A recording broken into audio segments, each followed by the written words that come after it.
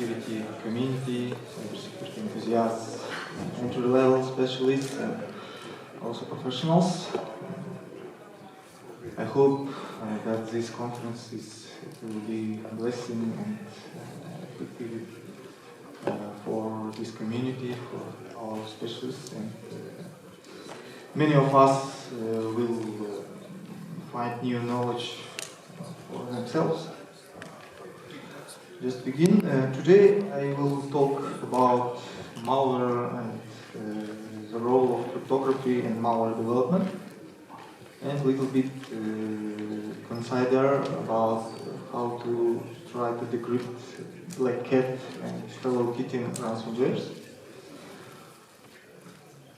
A little bit introduce myself. I'm working as a malware analyst and threat hunter.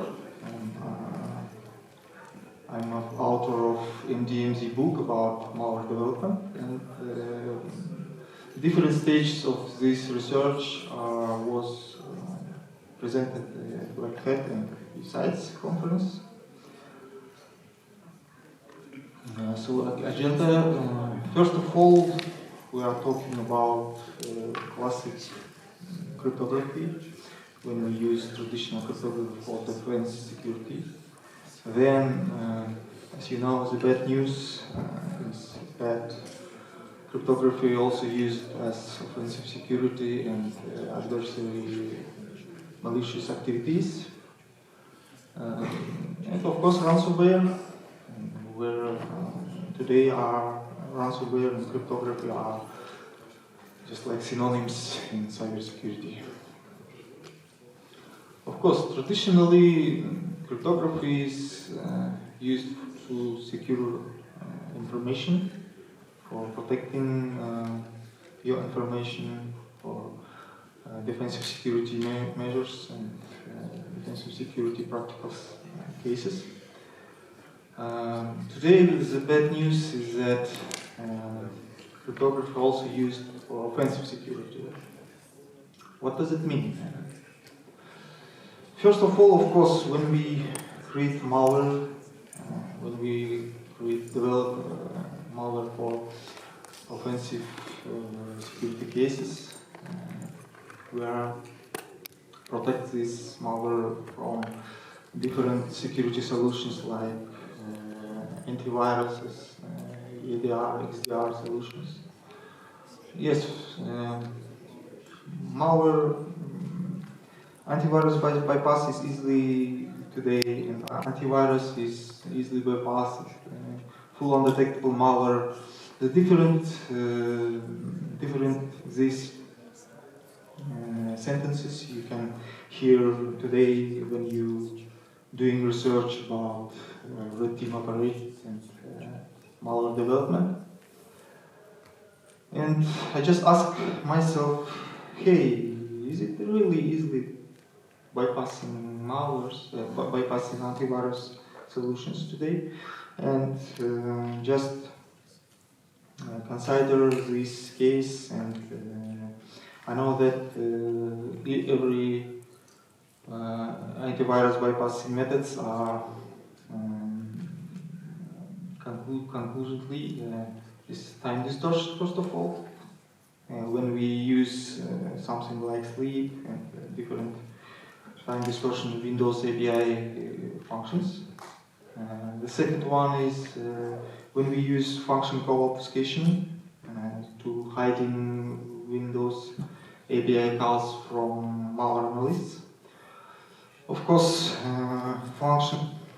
calling function by hash, for example, when you created and developed malware, the problem is when you use different functions, like, for example, if you use an import address table of your malware, for example, VS2 DLL, you know that the malware capabilities are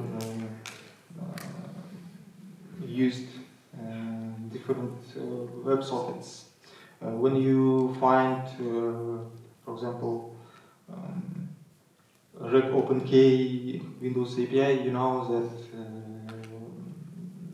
malware use some tricks and tactics for using registry. So malware developers use, to solve this problem, malware developers use calling win API functions by hash instead of calling by function name. Of course, the string obfuscation and the encryption when you want to hide some malicious strings like kernel 32 DLL or maybe anti-DLL, .dll or another ones. Of course, payload encryption, and last one is syscalls anti-API. But today I just consider only payload encryption. What's payload encryption? When you create different payloads to running malicious activities or running reverse shells or another payloads, you can use encryption to hide this from security analysts, malware analysts, and reverse engineers. But of course, classic trick is using something like XOR algorithm or RC4 algorithm for encryption payload. For example, Metasploit framework used RC4 for hiding this payload and encrypt the payloads via MSFD norm. Of course, it can be easily implemented. For example, XOR or RC4 are easily implemented, but since it's used in well-known malwares, it's easily detected by antivirus and XDR solutions. Another trick is one of the most efficient trick is Lazarus APT trick, when they use UID string from string A function. This function also decrypt your payload from UID strings and write it to memory. So we can use more common functions for example, you can't use virtual, you can use different functions, but if you use another trick like running payloads, running shellcodes by PIN-API callbacks, something like child Windows and underscore A and another. But of course, this trick is also well known and easily detected nowadays with security analysts and threat hunters and reverse engineers. So I just ask myself, okay, RC4, RC5, XOR, or AAS, base64. Every time when we use these algorithms, security solutions like antivirus and maybe security analysts are easily detected these algorithms. Why we can use different algorithms, different classic algorithms, which not so popular like AES or not so popular like XOR algorithm. I just found this incredibly this good book, Shannon from Bruce Schneier about applied cryptography, and just encrypt my payloads. First of all, remember about Shannon entropy, of course. Yes, Shannon entropy is measurement for unpredictability of your data. For example, if your Shannon entropy is high for your malware, it's easily flagged as malicious. And security solutions use different actions for additional actions for investigating this file.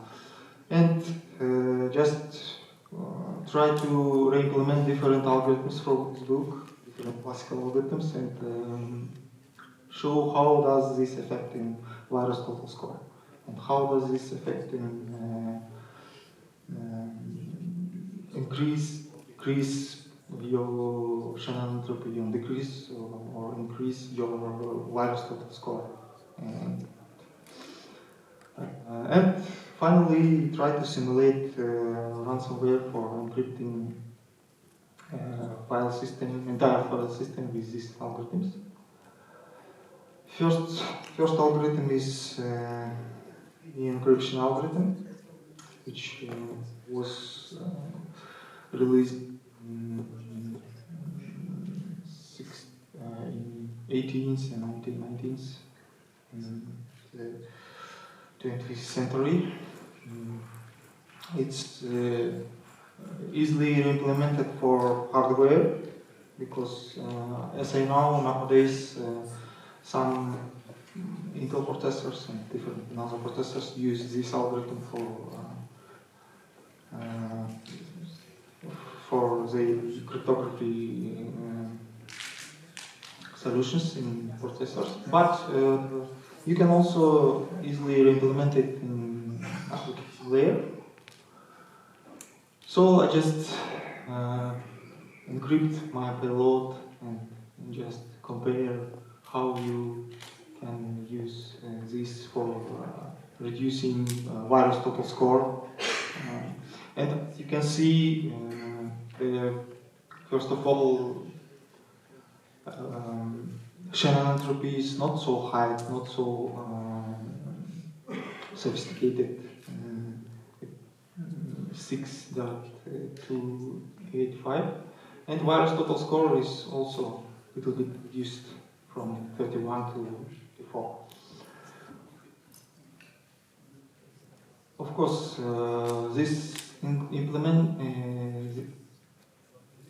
just implement only the one case, like case size 16, 32 rounds, because when I try to use more rounds, VirusTotal score is reduced, but unpredictability of data is so Shannon entropy is higher than 6.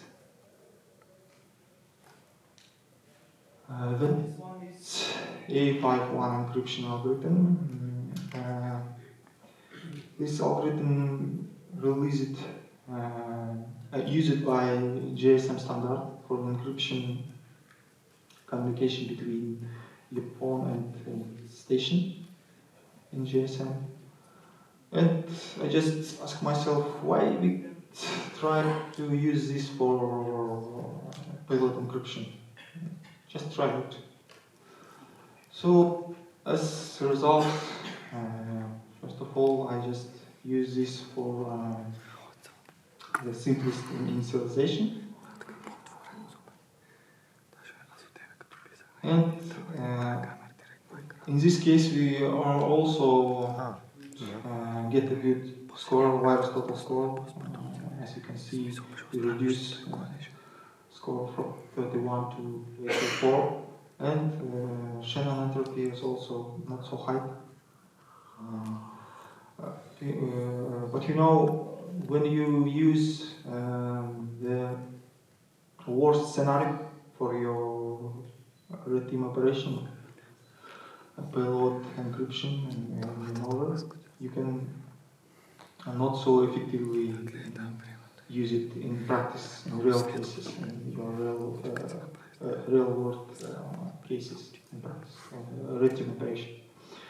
So I just try to use additional tactics, tricks, something like anti-victim tactics. For example, when you can detect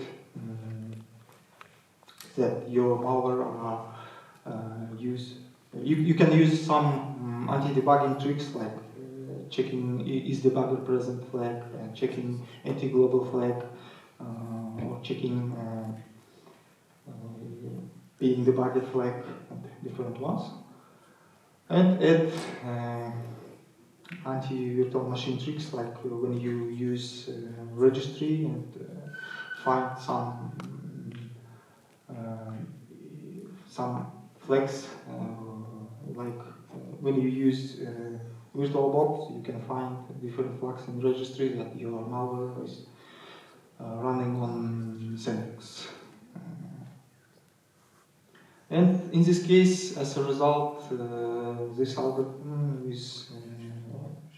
with additional tricks are passed Kaspersky antivirus ADR at the moment of this research, of course, because today it's not so luckily. The next one is Madryga algorithm, which was released in 1984 by cryptographer, Madryga cryptographer, and also participate in advanced encryption standard in USA. But since this algorithm is weakness for traditional cryptography for defensive cases, but I just try to use this for encrypting and decrypting payloads. In this case, it's used 16 rounds and used this delta constant. But of course, if you are more sophisticated malware analyst and more professional measures, when you use more professional measures like YARA rules or something like reverse engineering and try to find different constants, you can easily beat this trick bypassing tactic. But if you measure Shannon entropy, it's also not so high, as you can see, and VirusTotal score also reduced and showing good results. What does it mean? It means, of course, you can also use this this encryption as starting point for your red team operations. You can use different additional measures like anti-debugging tricks, anti-VM tricks. The next one is Skipjack algorithm. This when this algorithm is released, it's used by National Security Agency in USA, but declassified in 1998, and then also after declassifying this algorithm also retired for defensive security cases, and I just use this for encrypting payloads and trying how this work for VirusTotal score reducing. But I just use not original algorithm. I use reimplemented algorithm is optimized by Paolo Barretta, cryptographer. And of course, in this case, we also get a good result for Shannon entropy and VirusTotal score.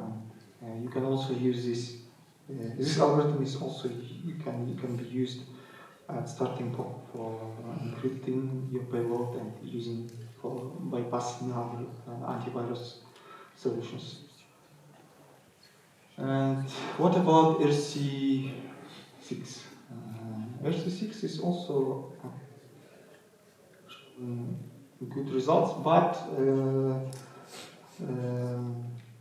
there are one more caveat in this algorithm. As you can see, we use hard-coded constants P and Q. And this algorithm easily detected something like YARA rules or maybe different reverse engineering tricks and tactics for malware analysts and threat hunters. But originally, if you reimplement it in C without one more caveat for all these algorithms, I just used reimplementing this by C without using any Win API calls like crypt, decrypt, or maybe encrypt DLL, because when you use well-known algorithms and well-known when you call well-known APIs like decrypt or crypt-derived case. Of course, the VirusTotal score is higher than usually, and it's easily detected with security analysts and security solutions.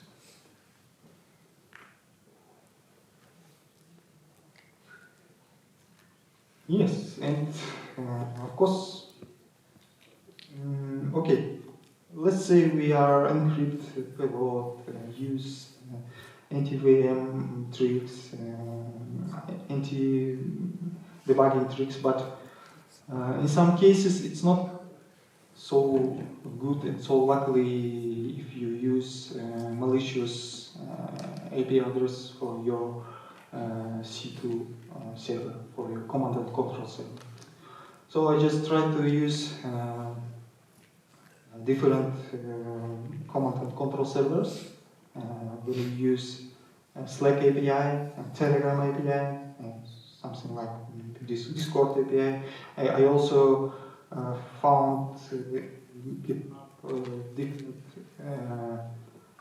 different implementations how you can use also VirusTotal API for malicious activities for your victims. The main purpose to using these APIs is they use good results for VirusTotal score, good results for antivirus solutions, because it's well-known APIs, well-known URLs like api.telegram.org. It's okay for security solutions, yes. You know, additionally, I just encrypt all URL strings, and as I said before, AV calls, like when you use hashing. In this case, you also use different hashing algorithms like murmur hash, and maybe cha-cha-20 on different algorithms, base64, for example, for hiding malicious strings. And as you can see, also use this as starting point for your red team operations and for adversary simulation tactics, adversary simulation research, of course. And finally, okay, let's say we use this algorithm for encryption, for command and control encryption, for different kinds of hiding, protecting your malware from malware analysts. But what about using these unpopular algorithms for ransomware simulation? When you use these algorithms for encrypting entire file systems, of course you excluded some like system 32, different syswall 64, but at this time I'm working on my new research about encrypting file system with this algorithm, and working with decrypting black Hello Kitty ransomware encryption. Okay, what about Hello Kitty and what about Black Cat ransomware's configuration? Hello Kitty ransomware used encrypt file using NTRU encrypt library, which use it for one of the implementations of AES algorithm also. As said before, authors of this ransomware try to not use Windows crypto API because it's easily detected and flagged as malicious. And what about Black Cat? They also tried. You can find different configurations of this malware.